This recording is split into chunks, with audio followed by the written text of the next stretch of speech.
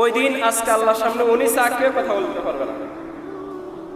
তখন আল্লাহর হাবিব সাল্লাল্লাহু আলাইহি সাল্লাম মাকামে মাহমুদে আল্লাহর আরশে নিচে সিজদারত অবস্থায় থাকবে। উনি কাঁদতে কাঁদতে বেহুশ হয়ে যাবে। বিশ্বনবী সাল্লাল্লাহু আলাইহি সাল্লামের কান্না দেখে যখন আল্লাহর সহ্য হবে না, আল্লাহ বলল এর ফারাসাক নবী, আপনি মাথা তুলুন। সাল তোতা, আপনি মাথা তুলুন। অশ্বত সাফা, আপনি আজকে কঠিন দিনে যার জন্য সুপারিশ করবেন আমি তার জন্য এই সুপারিশটা কবুল করব।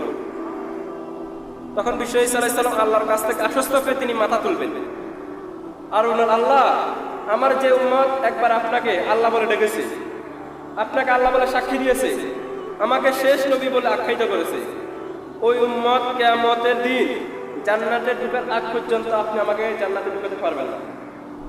আপনি যদি এই ওয়াদাটা আমাকে দেন আমি মাথা তুলব। তখন আল্লাহ বলেছে, নবী অশ্বত সাফা, আপনি সুপারিশ করুন। আপনি যার জন্য সুপারিশ করবেন আমি তার জন্য এই দোয়াটি কবুল করব। সুবহানাল্লাহ বলব। তখন বিশ্বনবী সাল্লাল্লাহু আলাইহি সাল্লাম বলল, আল্লাহ, এই দুনিয়াতে যত নবী রাসূল এসেছে প্রত্যেক নবী রাসূলদেরকে আপনি একটা দোয়া দিয়েছেন। ওই দোয়াকে বলা হয় দাওয়া মুস্তাজাবা। ওই দোয়াকে কি বলা হয়? দাওয়া মুস্তাজাবা, মানে ওই দোয়াটা করলে কবুল করে কে? অর্থাৎ প্রত্যেক নবী রাসূলকে একটা করে দোয়া হয়েছে। কয়টা করে দোয়া? আর প্রত্যেক নবী রাসূলরা এই দোয়াটি দুনিয়াতে করে ফেলেছে, কিন্তু আল্লাহ রাসূল সাল্লাল্লাহু আলাইহি সাল্লাম করে না। সুবহানাল্লাহ। বিশ্বনবী সাল্লাল্লাহু আলাইহি সাল্লাম ওই দোয়াটি সেই দিন করে আপনাকে আমাকে জাহান্নাম থেকে বাঁচাবে।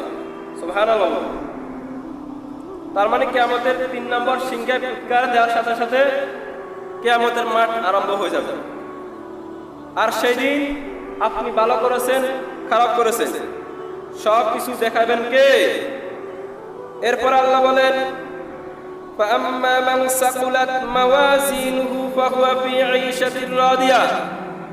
সেই দিন যারা নেকির পাল্লা ভারী হয়ে যাবে সে আনন্দ উল্লাস করবে। সুবহানাল্লাহ বলুন।